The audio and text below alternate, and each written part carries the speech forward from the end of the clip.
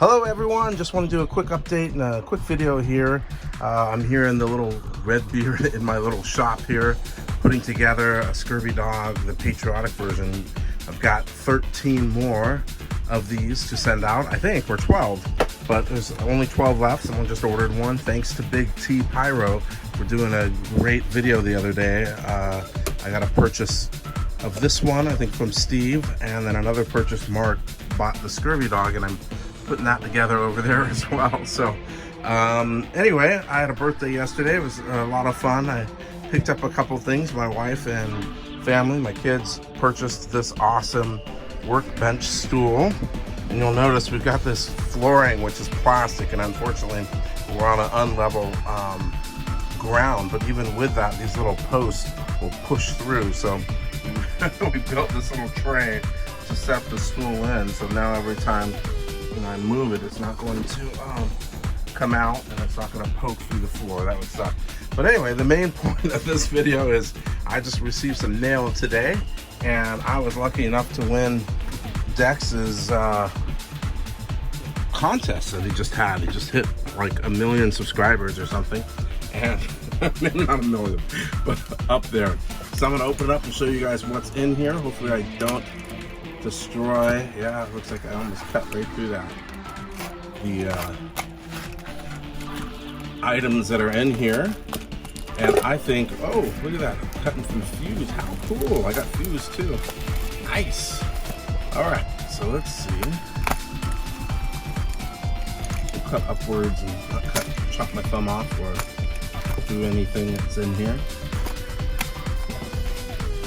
Come on, Redbeard. There you go. I know you guys are chanting. Open it.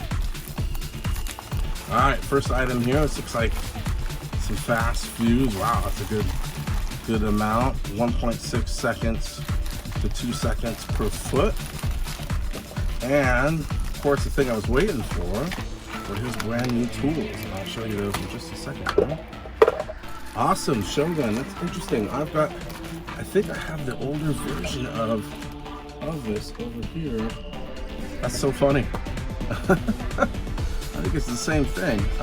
20 feet, and I don't have the label on this one, but the second, I think it's the same. So cool. It's kind of, I think this is the older version because I got this maybe 10 years ago, and I think this is the new one. Cool. Thank you so much. Awesome. Awesome. Always good to have fuse.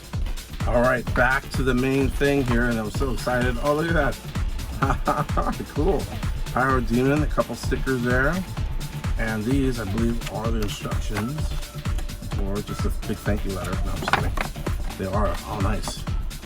Sparkless all Pyro Pokes by Dex Tee. And look at that. Cool. Enjoy red. So awesome. That's me. How'd you get me there? I barely have any hair on my head. But what this is there are two tools in here. When we take the tape off, you'll see, and quite ingenuity on the way that he designed it. Pretty amazing. And I don't do a lot of this, you know, unfortunately. And my hands are all riddled with paint and stuff. Unfortunately, out here in California, there are shows and things, but I'm not involved in those yet. But the way he grooved out these tools, it allows for you, number one, for the poke, to be able to, I don't have to read more about it, but I know that you can go in at the base where a fuse, where the lift charge or whatever down at the bottom may be on aerial fireworks, and put a hole there, and then this one will allow you to insert a fuse into that hole. So what's cool, and I've never really seen anyone do that before, except for maybe if you're building fireworks, right? You would need to do that.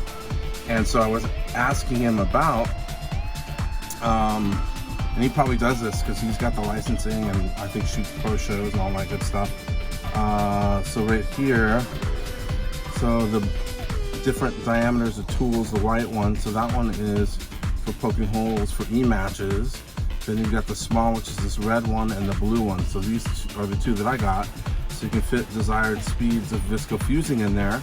Okay, and you can also, the red one, poking fuse into the product for smaller. So what I thought, and I think he's thought of it as well, what would be cool about this is that now you can poke a hole into the last tube of a cake.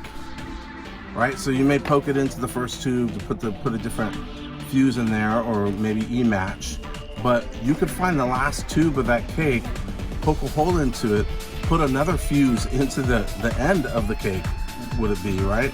So then now you've got a fuse in the front and you got a fuse in the back. And then that way you could then just attach that last fuse to the next cake. Instead of running a ton of fuse from one cake to the next cake to the next cake, you got perfect timing.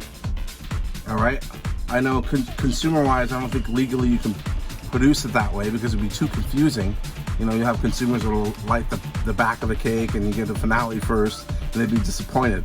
But I think if you're designing your own backyard show, it's perfect, because then you could use these tools to poke, find the last tube first, poke a hole in there, put a new fuse in there, like I said, and you may even want to reverse order of the way the cake shoots. You could do that. Just flip the cake around, start in the back first if you want, and then have the initial fuse go out to the other cake. So I hope that makes sense. It does in my mind. Anyway, thanks Dex. These are awesome. I will find a use for it somehow. They're awesome. Cool.